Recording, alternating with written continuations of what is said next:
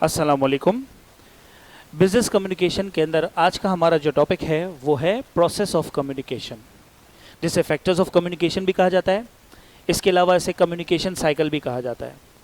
3 तरीक़ों से क्वेश्चन आपसे पूछा जा सकता है, process of communication, factors of communication और तीसरा कम्युनिकेशन साइकिल। अब पहले हम क्वेश्चन का मीनिंग समझ लेते हैं कि क्वेश्चन में हमसे पूछा क्या जा रहा है।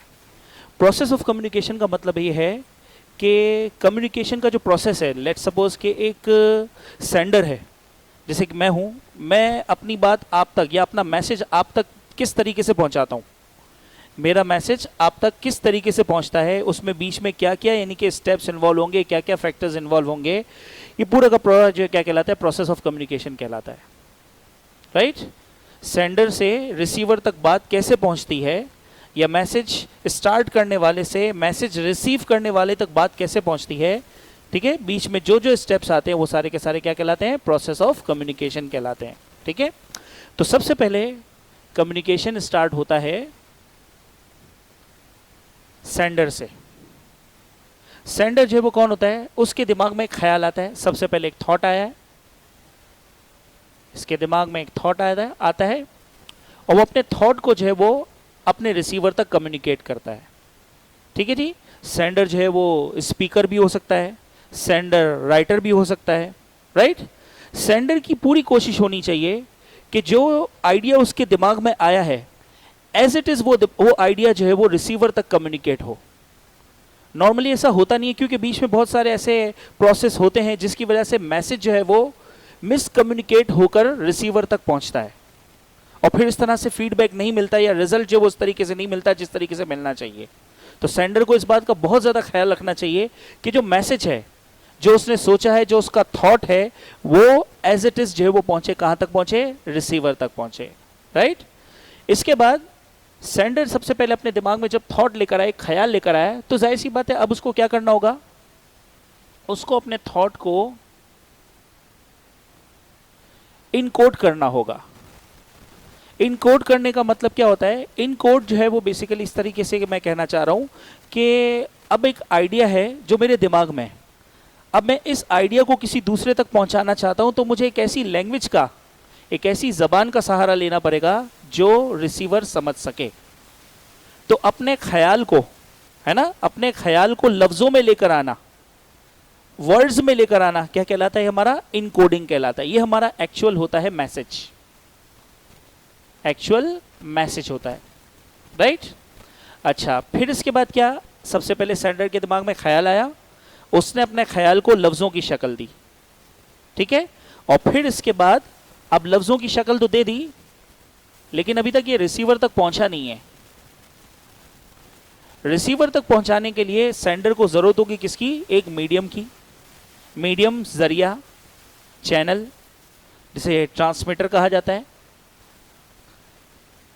सेंडर को जरूरत होगी एक मीडियम की जो उसका मैसेज कैरी कर कर लेके जाए, कहां तक बेटा, रिसीवर की तरफ लेके जाए। राइट? फॉर एग्जाम्पल, अगर मैं कोई अनाउंसमेंट करना चाह रहा हूं और मैं चाहता हूं आप तक ये अनाउंसमेंट पहुंच जाए, तो जिस मीडियम के जरिए से, जिस मीडिया के जरिए से मेरा मैसेज आप तक पहुंचा है, वो क्या कहलाएगा, मीडियम कहलाएगा। राइट? फॉर एग्जाम्पल, मैं एक मैसेज कम्युनिकेट करना चाहता हूं अबाउट एक्स्ट्रा क्लास, अब मेरा ये मैसेज आप तक पहुंचा है आपके मोबाइल के जरिए से, तो मोबाइल फोन हमारे लिए क्या हो जाएगा बेटा, मीडियम हो जाएगा। राइट? इसी तरह बिजनेस में रिटन फॉर्मेट में भी मीडियम हो सकते हैं, लेटर हो सकता है, मेमोरेंडम हो सकता है, रिपोर्ट हो सकती है। ठीक है, तो हर वो चीज जो हमारा मैसेज रिसीवर तक पहुंचा दे वो क्या कहलाएगा, मीडियम कहलाएगा। एक और एग्जाम्पल देख लेते हैं, क्लासरूम में टीचर जो है वो अपना कोई क्वेश्चन एक्सप्लेन करना चाहता है। राइट?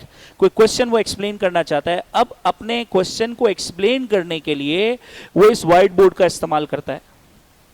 ये व्हाइट बोर्ड उसका क्या कहलाएगा, मीडियम कहलाएगा, जरिया। ठीक है, इसमें लेटर, रिपोर्ट, सारी चीजें आ जाती हैं। ओके, अच्छा जी, अब एक जरिया आपने सेलेक्ट कर लिया, अब जो है वो आपका मैसेज पहुंचेगा, या आपका मैसेज पहुंचता है किसकी तरफ, रिसीवर की तरफ। रिसीवर वो पर्सन है जो हमारा मैसेज रिसीव करता है और फिर इसके ऊपर एक्ट करता है, जिसको हम अपना मैसेज पहुंचाना चाहते हैं। अच्छा, थोड़ी देर पहले आपको याद होगा मैंने कहा था सेंडर की एक रिस्पॉन्सिबिलिटी है। सेंडर की रिस्पॉन्सिबिलिटी है कि वो कोशिश करे कि जो थॉट उसके दिमाग में आया है वो एज इट इज वो थॉट रिसीवर तक पहुंचा दे, लेकिन ऐसा हमेशा पॉसिबल नहीं होता क्योंकि बीच में बहुत सारे रुकावटें होती हैं। तो सेंडर की रिस्पॉन्सिबिलिटी है कि वो कोशिश करे अपना मैसेज एज इट इज पहुंचाए जो उसके दिमाग में आया है। इसी तरह रिसीवर की भी एक ड्यूटी है, रिसीवर की जिम्मेदारी है कि वो कोशिश करे कि जो मैसेज उस तक पहुंचाया जा रहा है वो उसको उसी तरह से रिसीव करने की कोशिश करे। सपोज करते हैं सेंडर टीचर है, ठीक है ना, टीचर है, वो अपनी बात पहुंचाने की कोशिश कर रहा है, लफ्जों के जरिए से बाय वर्ड ऑफ माउथ वो समझा रहा है, इनकोड कर रहा है अपने थॉट को, ठीक है, व्हाइट बोर्ड के जरिए से, बॉडी लैंग्वेज के जरिए से आप तक उसका मैसेज पहुंच रहा है। Receiver, you are the receiver, you students are receiver of your teacher, ठीक है ना। तो स्टूडेंट्स की भी जिम्मेदारी है कि वो मैसेज को क्या करें बेटा, रिसीव करने में पूरी कोशिश करें, वरना वो मैसेज आप तक सही तरीके से नहीं पहुंच पाएगा, वो बात नहीं पहुंच पाएगी जो टीचर आपके दिमाग में बिठाना चाह रहा है, राइट। नेक्स्ट जो स्टेप है हमारा, उसमें रिसीवर जब हमारा मैसेज रिसीव करता है तो कम्युनिकेशन के अंदर हमेशा ये चीज भी इन्वॉल्व होती है, नॉइज एंड बैरियर, जो हमारे कम्युनिकेशन प्रोसेस के अंदर एक ब्लॉक, एक लीकेज है वो डाल देती हैं, जिसकी वजह से मैसेज का मीनिंग का चेंज होने के चांसेस हो जाते हैं। नॉइज एंड बैरियर, नॉइज शोर शराबा, राइट, आप क्लास में बैठे हुए हैं, टीचर आपको पढ़ा रहे हैं, ठीक है ना, अचानक से जो है वो किसी का मोबाइल फोन बजने लग जाता है, एग्जाम्पल ऑफ नॉइस। अब क्या हो जाता है, रिदम टूट जाता है, एक जो टेम्पो बन चुका था टीचर और स्टूडेंट के दरमियान, एक रिंग टोन की वजह से वो टेम्पो क्या हो गया, टूट गया। नॉइस, शोर शराबा, राइट, ये हर जगह मौजूद होता है। आप किसी भी मतलब के किसी का इंटरव्यू करने चले जाएं, अपना इंटरव्यू करें, मतलब इंटरव्यू देने चले जाएं, तो वहाँ पर भी ये चीज़ें जो है वो मौजूद होती हैं, नॉइज़ एंड बैरियर। कोई ट्रैफिक का शोर होता है, समटाइम्स जो है वो मैंने आपको बताया कि रिंगटोन किसी की बजनी शुरू हो जाती है ना। इसी तरह बैरियर, रुकावट है। अब रुकावटें किस तरह की हो गई, इलेक्ट्रिसिटी चली गई डिस्कशन के दौरान, आपके मोबाइल के सिग्नल जो वो डाउन हो गए, जिसकी वजह से आपका और आपके रिसीवर के दरमियान का कम्युनिकेशन टूट गया, राइट। इसी तरह आप यहाँ पे एक कमरे में जो है वो लेक्चर दे रहे हैं, बाहर जो है बहुत ज़्यादा जो है वो क्या कहते हैं अपना ट्रैफिक की आवाज़ आ रही, एग्जाम्पल ऑफ नॉइस। लाइट चली गई, एग्जाम्पल ऑफ बैरियर। अब इससे होता क्या है कि वो एक रिदम टूट जाता है, टेम्पो टूट जाता है, जिसकी वजह से मैसेज का मीनिंग चेंज होने के चांसेस ज़्यादा हैं, ठीक है। अच्छा, नॉइज एंड बैरियर एक ऐसी चीज़ है जो हर जगह प्रेजेंट होते हैं, इनको ख़त्म नहीं किया जा सकता, इनकी कोशिश की जा सकती है कि इनको कम किया जा सके, रिड्यूस किया जा सके। और रिड्यूस कैसे किया जा सकता है, when sender and receiver are both skillful in sending and receiving message, right. तो नॉइज एंड बैरियर हर जगह हर लेवल पर प्रेजेंट होते हैं। इसके बाद है बेटा नेक्स्ट, अब रिसीवर तक मैसेज पहुंचा, नॉइज एंड बैरियर के साथ पहुंचा, ठीक है। इसके बाद रिसीवर क्या करेगा, रिसीवर जो है वो मैसेज को डिकोड करेगा। अगर आपको थोड़ी देर पहले याद हो तो मैंने इनकोडिंग के बारे में बताया था। इनकोडिंग, थॉट्स को वर्ड्स की शक्ल में लेकर आना, इनकोडिंग कहलाता है। ख्याल को लफ्ज़ों का जोड़ा पहनाना, इनकोडिंग कहलाता है। लफ्ज़ों का लिबास पहनाना, इनकोडिंग कहलाता है। डिकोड मतलब क्या, आपके पास जो वर्ड्स हैं, ठीक है, रिटन फॉर्म में हैं, रिटन फॉर्म में है या वॉइस की फॉर्म में है, वर्ड्स की शक्ल में है, उन वर्ड्स को अपने दिमाग में अंडरस्टैंड करना, अपने दिमाग में लेके जाना, डिकोडिंग कहलाता है, ठीक है। डिकोडिंग जो है वो रिसीवर करता है, तो रिसीवर को डिकोडर भी कहते हैं। इसी तरह सेंडर जो है वो इनकोडिंग करता है, तो उसको इनकोडर भी कहते हैं, ठीक है। मैसेज को समझना, जो लिखा हुआ है, जो कहा गया है उसको सुनना, उसको समझना, जो कहा गया है उसको भी समझना, और जो हिडन मीनिंग्स हैं उनको भी समझना, डिकोडिंग कहलाता है, राइट। और फिर इसके बाद है लास्ट, इस फैक्टर के अंदर, इस प्रोसेस के अंदर, आइडिया रिसीव।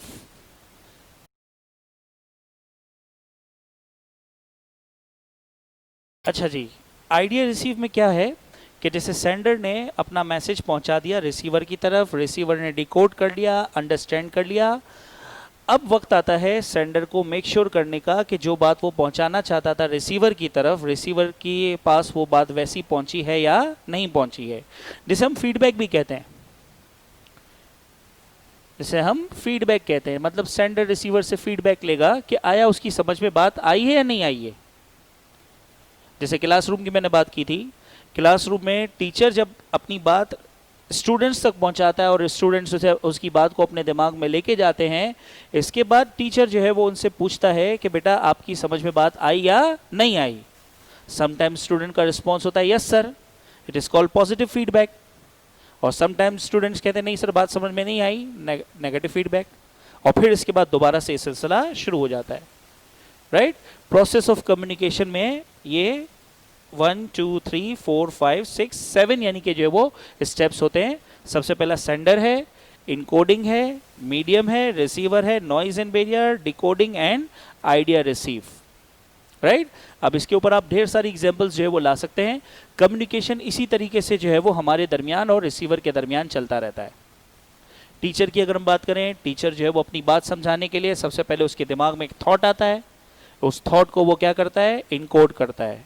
इनकोड करने का मतलब कि मैं किस तरीके से अपने स्टूडेंट्स को समझाऊंगा। He knows his students very well, वो समझ सकता है कि स्टूडेंट को किस तरह की बात समझ में आती है, किस तरह या कौन सी लैंग्वेज में मैं अपनी बात सामने वाले तक रखूंगा। फिर इसके बाद वो अपनी बात किसी मीडियम के ज़रिए से ट्रांसमिट करता है, इसे ट्रांसमीटर भी कहा जाता है, मीडियम भी कहा जाता है। मीडियम क्या कि किस तरीके से आपका मैसेज जो है वो रिसीवर तक ट्रैवल करेगा। टीचर की मैं बात कर रहा हूँ तो टीचर जो है वो अपनी बात आपको समटाइम्स लेक्चर के ज़रिए से समझा रहा होता है, समटाइम आपको वाइट बोर्ड के ज़रिए से समझा रहा होता है, समटाइम टीचर्स आपको हैंडआउट के ज़रिए से, नोट्स के ज़रिए से, बुक्स के ज़रिए से अपना मैसेज जो है वो आप तक कम्युनिकेट कर रहा होता है, ठीक है। तो जिस चीज़ के ज़रिए से आप तक मैसेज पहुँच रहा है वो मीडियम कहलाएगा। रिसीवर इज़ द फाइनल, यानी कि जो है वो स्टूडेंट्स जो है वो जो उसका मैसेज रिसीव कर रहे हैं ये इसके रिसीवर हो गए। Noise and barrier, there are situation when noise and barriers are always present। Classroom में भी noise and barrier होते हैं। sometimes students जो हैं वो किसी किस्म का कोई क्वेश्चन कर लेते हैं, कोई डिस्टर्बेंस हो जाती है, मोबाइल फ़ोन बजने लग जाते हैं। these are the example of noise। Barrier क्या हुआ कि टीचर को क्लास से बाहर जाना पड़ रहा है किसी वजह से, या किसी स्टूडेंट्स को बाहर जाना पड़ रहा है, तो इससे क्या होता है, रिदम टूट जाता है, जिसकी वजह से मैसेज जो है वो उस तरीके से सेंडर का नहीं पहुँच पाता। इसके बाद है अगला स्टेप डिकोडिंग है। तो रिसीवर जो है वो डिकोड करता है। डिकोड करने का मतलब टीचर की कही हुई बात को स्टूडेंट क्या करते हैं, समझने की कोशिश करते हैं, अंडरस्टैंड करने की कोशिश करते हैं, ठीक है, अपने दिमाग में डालने की कोशिश करते हैं। This art is called decoding. और फिर इसके बाद आइडिया रिसीव, यानी कि स्टूडेंट से फीडबैक लिया जाता है कि भैया आपको बात समझ में आई या नहीं आई। इसमें आप कोई और एग्जाम्पल भी कोट कर सकते हैं सेंडर की, ठीक है, कोई भी किसी भी तरीके से, जैसे कोई भी अगर आप अपनी बात किसी दूसरे तक पहुंचाना चाहते हैं, ठीक है ना, तो यू आर द सेंडर। फिर आप कोई ना कोई तरीका इस्तेमाल करेंगे कि अपनी बात कैसे जो उस तक पहुंचाई जाए, है ना। फिर आप कोई मीडियम सेलेक्ट करेंगे तो वो आपका मीडिया हो जाएगा, जिस तक पहुंच रही है वो आपका रिसीवर हो जाएगा। And then noise and barrier, फिर जो वो है ना अंडरस्टैंडिंग वाला स्टेप होगा वो डिकोडिंग हो जाएगा। Then finally idea receive. अच्छा, इसी चीज़ को अगर एक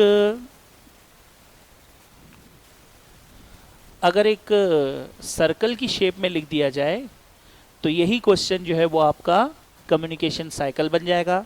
और समटाइम्स जो है वो पूछा जाता है कम्युनिकेशन साइकिल का क्वेश्चन, तो इसको आपको जो है वो इस तरह से राउंड शेप में, इस तरह से आपको राउंड शेप में जो है वो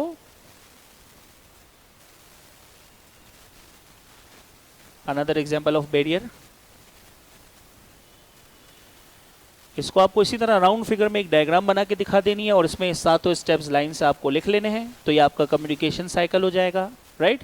यहीं से आप स्टार्ट कर दें। पहला स्टेप आपका हो गया सेंडर, इसके बाद दूसरा जो है वो आपका हो गया इनकोडिंग, तीसरा आपका हो गया मीडियम, चौथा आपका हो गया रिसीवर, पांचवा आपका हो गया नॉइज एंड बैरियर, इसी तरह से छठा ये हो गया डिकोडिंग, और सातवां आइडिया रिसीव। तो उम्मीद है कि ये क्वेश्चन आपकी समझ में आ गया होगा। इस क्वेश्चन के हवाले से आप कोई भी क्वेश्चन करना चाहते हैं तो आप नीचे कमेंट्स बॉक्स में लिख सकते हैं। बहुत बहुत शुक्रिया। अस्सलाम वालेकुम।